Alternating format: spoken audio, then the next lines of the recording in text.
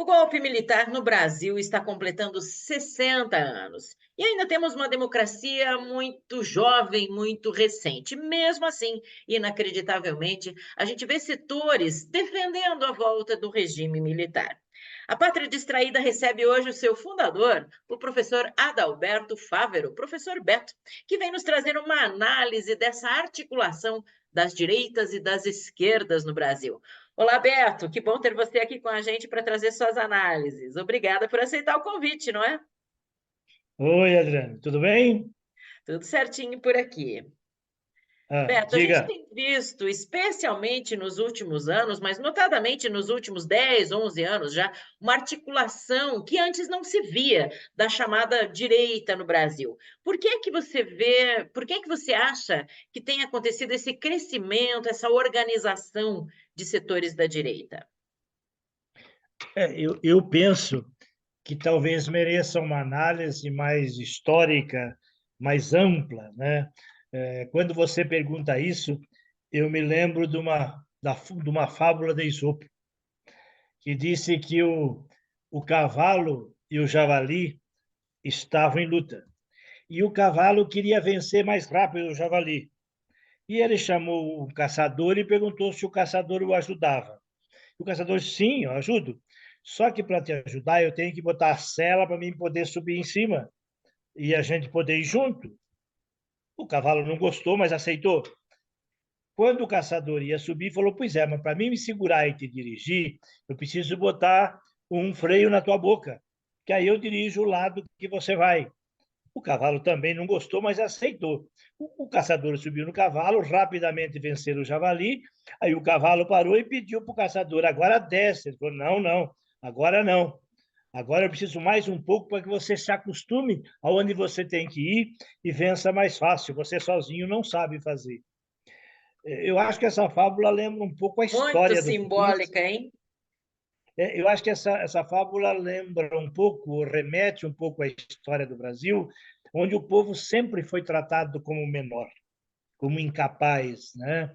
E isso fez história até convencer aqueles que sempre foram explorados pelo Estado, pela elite dominante, e se convencer que eles que estão errados e é preciso apoiar essa elite que o domina. O europeu que chega aqui e começa por aí, ele não vê ninguém aqui, ele descobre o Brasil. A semana passada foi dia 22 de abril, né? Uhum. E se fala em descobrir o Brasil. Na verdade, se encobre o Brasil. Se fosse os índios falarem, diriam que foi uma invasão. É. E esse processo faz com que o colonizador vá transformando o colonizado em alguém, sobretudo a elite, que queira ser colonizador também. E essa história vai marcar, sim, um pouco o país.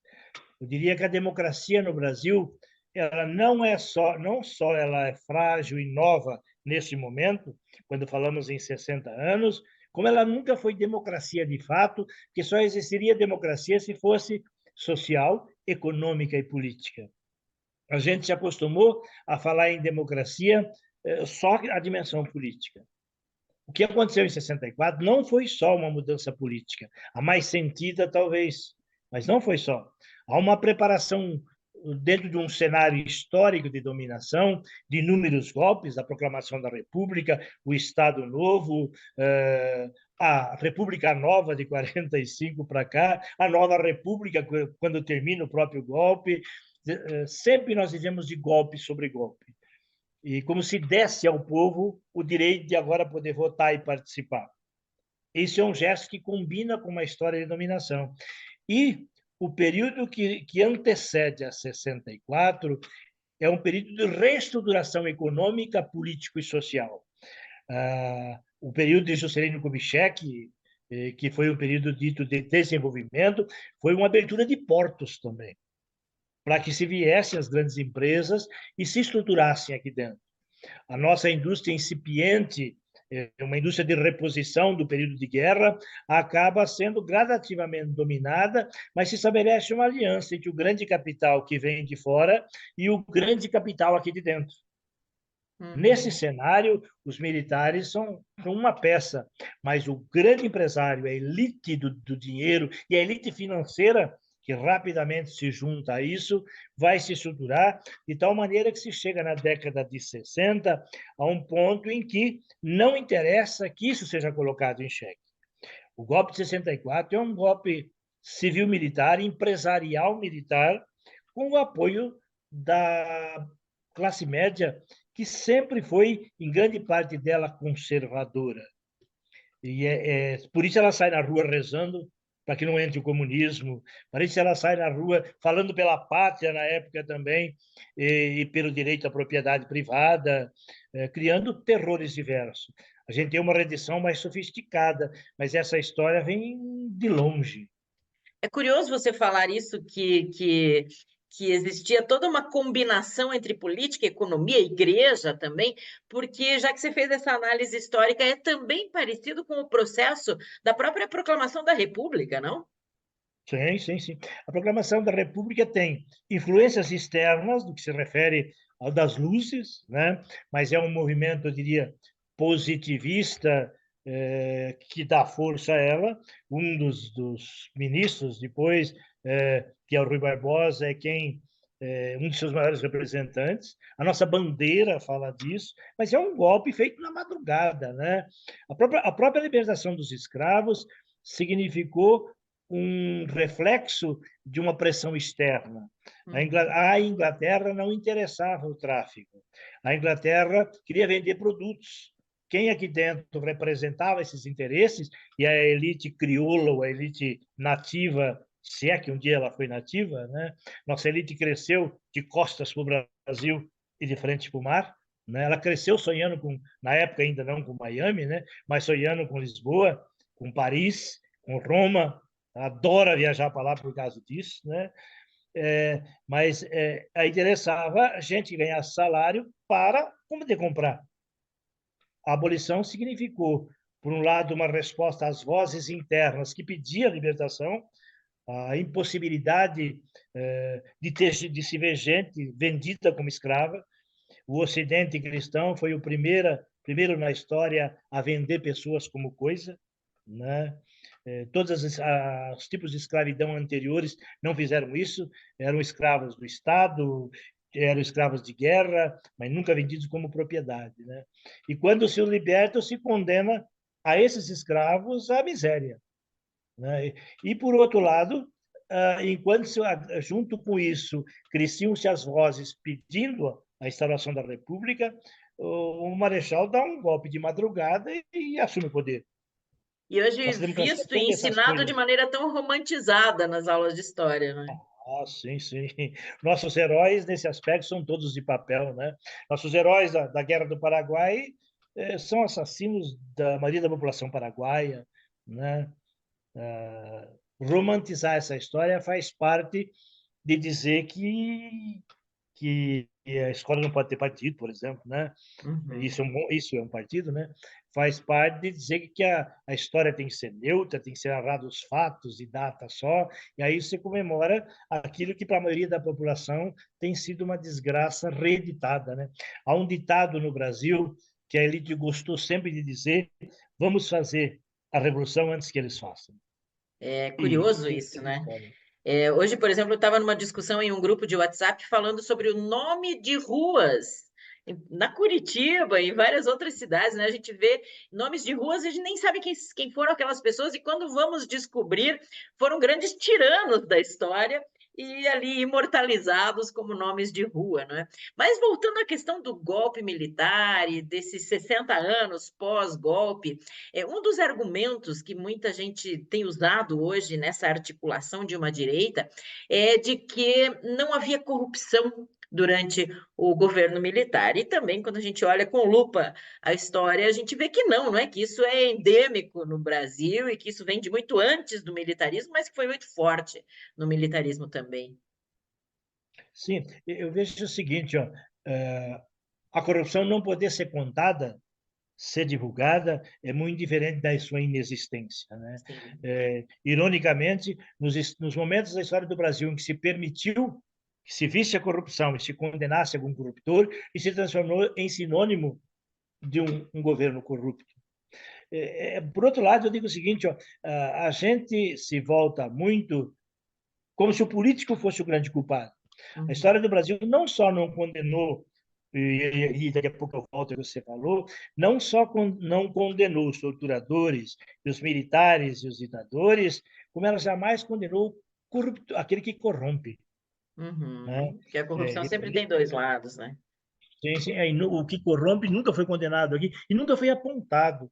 O político é aquele que execrar o Estado, faz parte um pouco da cultura que a elite propaga e que a Idade Média adora e repassa e faz convencer todos os demais, sobretudo os que estão abaixo dele, assim os considera, se convencer disso. Né? Mas o corruptor nunca foi condenado aqui. Na última tentativa de golpe, agora, de janeiro, que passou, o que falta condenar são os corruptores.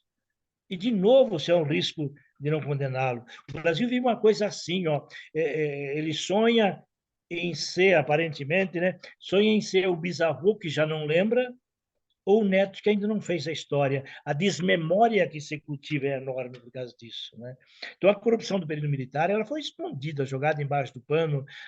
Nós nunca vimos a dívida externa, por exemplo, crescer desse tamanho. As negociatas de ganhar $1 por barril de petróleo que vinha para o país, por exemplo, um mago da economia da época fazia, só que era proibido divulgar. E quando se fez a transição para aquilo que se chamou democracia, se fez um pacto de não condenação, de não trazer à tona tudo isso. Né? E isso faz com que a nossa memória histórica seja cada vez jogada para debaixo do tapete. Ela existe, ela está aí, mas está escondida porque as elites, em todas as suas dimensões, e sobretudo carregadas pela mídia oficial, esconde exatamente e propaga a corrupção daquele que interessa ser propagado, que normalmente é quem está ou à esquerda ou à direita dele, se ele assim o considerar. Né? Mas eu É. creio que a prática de esconder, ela continua. Se propaga hoje também a corrupção que se quer. Nós estávamos num lugar aí esses dias discutindo e falamos dessa questão do que fez o governo anterior para a educação. E alguém falou, tudo bem, ele fez, mas agora o atual governo rouba. Aonde está a prova que rouba? O que foi a Petrobras, por exemplo, nesse período anterior, e o que foi a Petrobras antes ou está enquanto crescimento agora, por exemplo? Essas coisas perderam a noção de relação, de coerência, de possibilidade de discussão. Né? Talvez seja o maior mal que a extrema-direita cria hoje. E é curioso Também que isso remete a esse argumento tanto usado por essa turma, né? De, eu não tenho meu bandido de estimação, ou de que quando a gente começa a levantar críticas de corrupção, de desvio de dinheiro e etc. Não, mas e o PT, e o Lula, e o governo Dilma, e isso e aquilo. Quer dizer, não existe autocrítica, né? Que muitas vezes a gente aponta que não existe autocrítica na esquerda também, né? Mas é impressionante a gente ver isso, né? A gente não pode traçar uma crítica que o argumento é sempre na defensiva. você falava antes dessa articulação da extrema-direita, Uhum. e aí eu vou relembrar, só existiu Hitler, porque a grande elite econômica na época quis e apoiou. Só existe uma extrema-direita desse jeito agora, porque a elite financeira e econômica do mundo se interessa para que ela exista nesse nível. É porque é Porque importante a gente citar isso, né? Não é só Brasil, a gente vê essa articulação mundo afora, né? o movimento, e não só aqui o Trump, né? Você pega a Hungria, por exemplo, é o que acontece em Israel agora, é um fenômeno mundial, que a gente vive uma estrutura mundial também diferente, né? O Laszlo Dambor, ele comenta num de seus livros, em que ele trabalha que o capital financeiro não produz nada, e ele comenta que acho que são 147 grandes corporações que controlam o mundo hoje. Desse número, 46% são bancos que não produzem nada. Né? Mas o fato é que para essas corporações não interessa a democracia. Ela não precisa de voto. Eles controlam o sistema de produção, de venda, controlam a financiarização do sistema. Para esses grupos interessa efetivamente uma direita que, de repente, não precise desgastar-se com o sistema de votação, etc.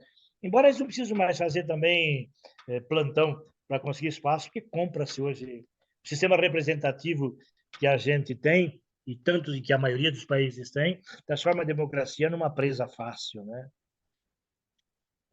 Tem muitas nuances a serem analisadas nessa questão, né, Beto? Mas eu gostaria que você analisasse também a seguinte questão: por que que tantas vezes esse discurso de ultradireita, que muitas vezes parece até desumano, encanta tantas pessoas, a ponto de ter feito metade dos votos no Brasil, a ponto de ter tantos jovens defendendo essas ideias?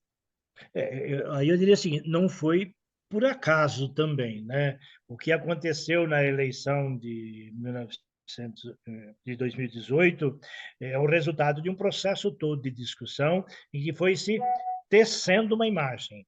Foi se tecendo uma imagem de corrupção, de incompetência de um governo, independente se estava sendo ou não estava sendo, não faço aqui um juízo de valor. Eu, pessoalmente, acho que não era essa a realidade inteira, embora tivesse esse erro, sim, né? Mas vai se tecendo uma imagem, em primeiro lugar. Segundo, a população brasileira, sobretudo a classe média brasileira, ela é majoritariamente de direita ou de centro para a direita.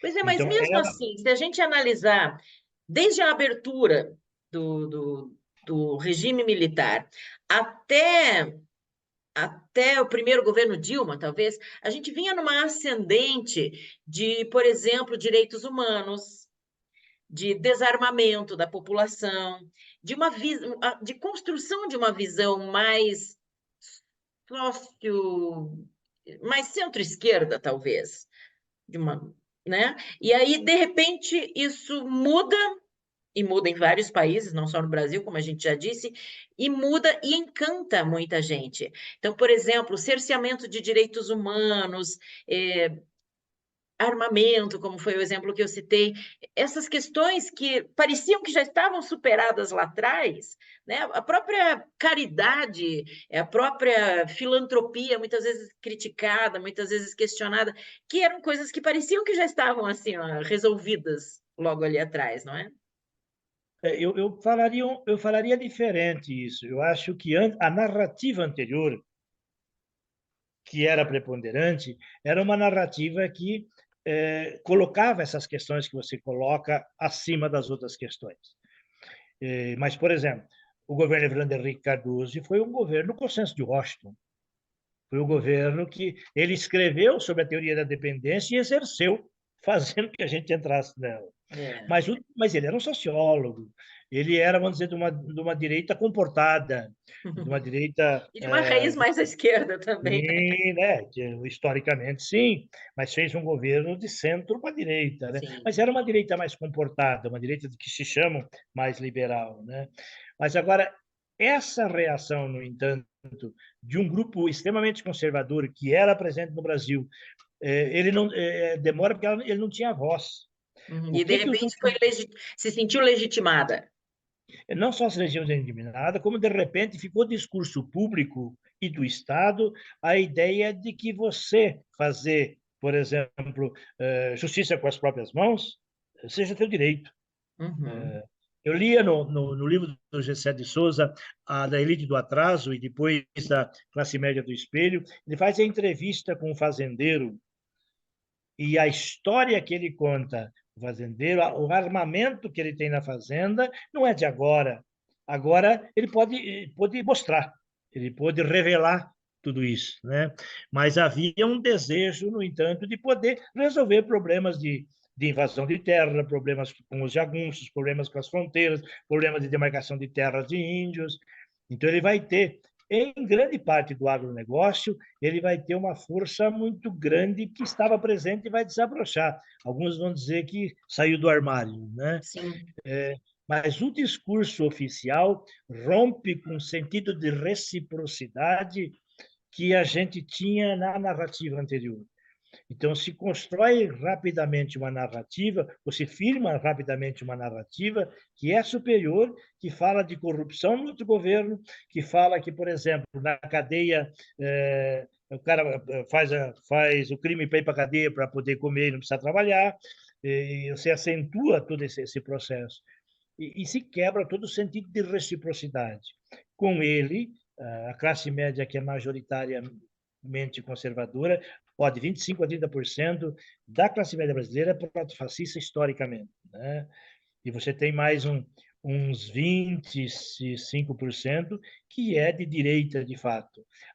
Aí você tem mais dois grupos, e aí seguindo a análise que o Gessé de Souza faz, José de Souza, né? Não Gessé, ele apresenta que mais uns 25 ele chama de uma classe média culta, né? Que essa, sim, aceita falar de direitos humanos, cultiva isso, tudo, e não passa de 15% aquela parte da classe média que é, de fato, crítica, culta e crítica. Aqui em Curitiba, certamente, não passa de 10. Ah, é. Mas, quer dizer, há um berço para onde podia se crescer isso. A oficialidade da violência, do não cuidado com o outro, do desrespeito ao outro, do fim das reciprocidades, que quem está aí na rua... A legitimação até dos preconceitos, né? Então, da expressão do racismo, da homofobia, Sim, do capacitismo, coisas que, como eu disse, pareciam já superadas. a própria volta da meritocracia do jeito que ela é discutida, né? Mas você vê, ó, a ideia de que quem trabalha pode ser vitorioso, o famoso mito Silvio Santos, historicamente era muito forte anteriormente já. Então E hoje é há dominante. mas há elementos que mostram como isso aconteceu. Mas não deixa de ser uma grande derrota da outra narrativa, eu acho, né? Não deixa de ser uma grande derrota do discurso de quem, se pegar no espectro político tradicional, estaria mais de centro para a esquerda. Não deixa de ser, e que não consegue se achar em refazer um discurso atualizado capaz de Isso. mostrar a sensibilidade dessas coisas, né? Então, qual é essa autocrítica necessária aos setores de centro-esquerda? Eu acho complicado, porque sempre se pede para a gente, para a esquerda, fazer autocrítica, né? Os outros nunca precisam fazer. Não você, estou dizendo, mas historicamente se pede isso. Sim, E os verdade. outros não precisam fazer. Mas o fato é que algumas releituras, ou a maioria das releituras que estão sendo feitas, continuam seguindo os parâmetros anteriores. Vou dar um exemplo. Rejuvenescer esse discurso, então, não é? Na verdade, acho que nós precisamos criar outros referenciais de discurso que sejam daqui, que sejam realidades novas do novo momento histórico. Ó, pego coisa banal, mas não banal. A rua sozinha não ganhará nem mais eleições, não Uhum. levará mais sequer a reivindicação suficiente salarial. Os sindicatos estão sendo gradativamente Esvaziar. dizimados Uhum. por várias razões. O trabalho home office é um deles que facilita profundamente isso. Você está em casa sozinho, separado de qualquer organização, etc. Tudo isso facilita. E se mantém muito daquele referencial anterior no discurso ainda. Últimas manifestações que eu acompanhei eram um discurso muito semelhantes a de 20, 25 anos atrás. Então, nesse aspecto, talvez falte intelectuais orgânicos para pensar Uhum. essa nova. Talvez até o apoio ao surgimento de novas lideranças também. Com certeza, com certeza. O que é decorrência uma coisa da outra, né? Sim. É possível ter uma visão otimista, Beto? A gente está aí na metade de um governo, depois deste anterior, que foi totalmente à direita, né? Aí a eleição do Lula, estamos há 2 anos aí. Qual é a sua visão de futuro? É possível ter uma visão otimista? Qual é o caminho que temos pela frente? Eu penso que possível sim. Agora, é um momento muito difícil. Qualquer outro presidente ou grupo que estivesse no poder que não tivesse jogo de cintura e capacidade de negociação já teria sucumbido. Uhum. Porque nós temos um Congresso extremamente conservador, extremamente não preocupado com o país e com as maiorias oprimidas, e que faz negócio, né? Então, nesse aspecto, e num sistema presidencialista como o nosso, e democracia representativa, é uma trajetória difícil. Então, eu creio que a negociação está fazendo que tenha que se entregar os anéis para não perder os dedos, e alguns dedos estão indo junto. Poxa vida. Então, o momento é delicado, é difícil, mas eu creio que sim. Nós pudemos voltar a falar de coisas que não podíamos abrir a boca mais. Não Uhum. sei se recuperamos antigos amigos, será difícil alguns, né? É. Mas mas voltamos a poder discutir coisas, a cultura poder ser vivenciada, falada dela com liberdade, voltamos a poder discutir coisas estratégicas, como o lugar da mulher, por exemplo, a questão da paridade salarial, que é uma conquista que é Uhum. lei, mas é uma conquista a ser feita ainda, a questão da discussão de gênero, a questão da volta à possibilidade de que os mais pobres ingressem em universidade, há formas, experiências em gestação, vamos dizer assim, que podem sim fazer caminho, criar caminhos ou solidificar caminhos para o novo. Agora, nós precisamos fazer nascer novos caminhos, novas possibilidades, novas lideranças, porque nós temos as antigas ainda. E isso está presente em todos os lugares. Eu li um artigo do Frei Beto, ele está fazendo 80 anos, e ele comentava como as palestras que ele tem ido só vê gente de cabelo branco. As igrejas É. também. As igrejas também.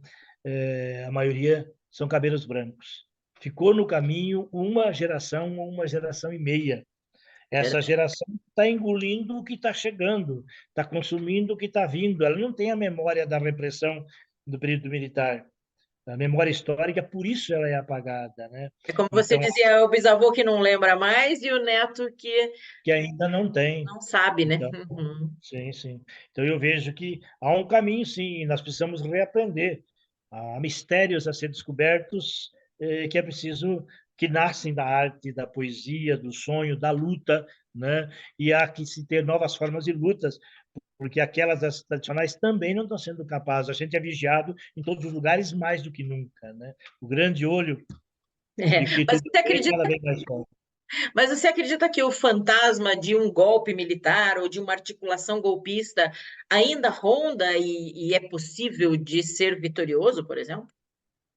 Eu vejo o seguinte, toda vez que você não julga um grupo inteiro que esteve envolvido, você está deixando que isso cresça.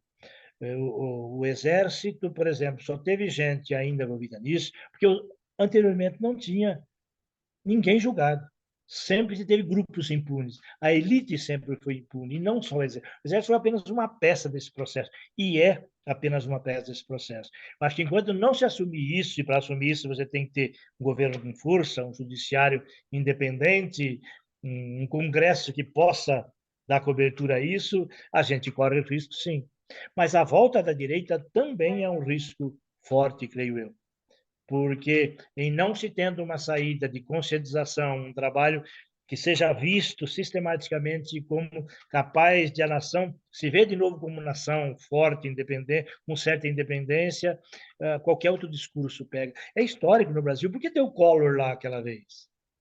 Né? Por que se apoiou tanto a queda da Dilma naquele período? Por que teve Bolsonaro? São fenômenos que não são por acasos que acontecem. Mas então o discurso da esquerda e centro-esquerda tem que ser mais atrativo, não tem?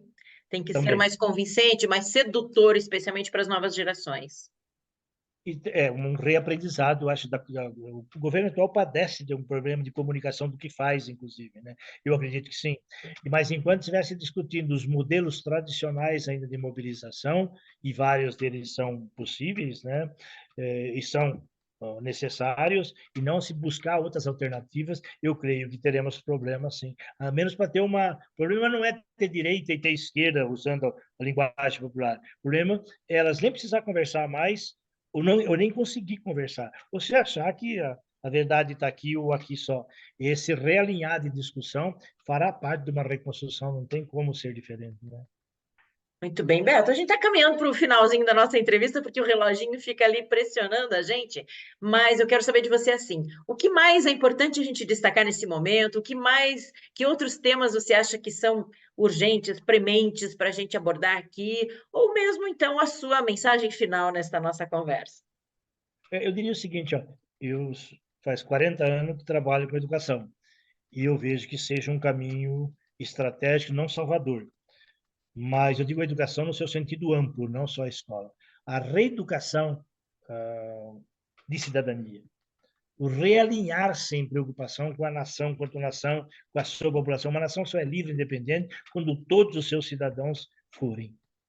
O Brasil não tem o problema de poder garantir que cada um e todos possam ter ao menos o mínimo um pouquinho mais.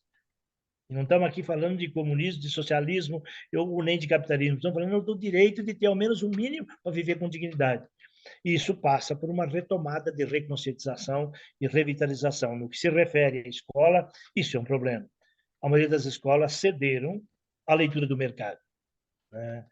E como cederam à leitura do mercado, fazem exatamente o jogo que interessa ao mercado. Poucas vozes sobraram. Eu diria, das grandes escolas, quase nenhuma sobrou. E isso é complicado, isso é determinante, pode ser determinante, porque a elite financeira ou a classe média passa por essas escolas também. Quando essas escolas, por serem privadas, abaixaram a cabeça para não perder aluno, porque senão não receberiam a mensalidade. Ou como a escola pública deixou de fazer essa análise, porque senão não servia o financiamento do Estado, está se deixando de oferecer a uma geração possibilidades e sonhos e a perspectiva de ver o novo também, né? Para terminar, eu queria fazer usar uma outra imagem. E é uma imagem dos povos antigos também, que dizem que na beira do mar, no Pacífico, Pilar, uma nativa, ia batizar o filho dela, Daniel Zeibiag, deram esse nome para ele. E resolveram ensinar para ele o que é sagrado. E deram para ele um caracol para que ele entendesse que a água era sagrada. Abriram uma janela que um pássaro pôde voar para que ele aprendesse a sacralidade do ar. Deram para ele um gerânio para que ele aprendesse a importância e a terra como sagrado. E deram para ele uma garrafinha fechada e disseram para ele nunca abra, para ele aprender o mistério. A história é um mistério que tem que ser desvendado sempre, mas que é construído com a relação com a experiência com o planeta, com a vida, com o outro. É por aí que se destrava os mistérios e se reconstrói esperanças. Que bonito, Beto. Acho muito bonito quando você fala que nós precisamos sonhar, não é? Então, que estejamos vigilantes, que nos cuidemos, que busquemos uma escola mais libertária, mas que, acima de tudo, nós possamos sonhar. Muito obrigada por essa entrevista. Muito legal, Para muito você também. bacana. E até a próxima. Valeu, Abraço para obrigada, todos. Beto.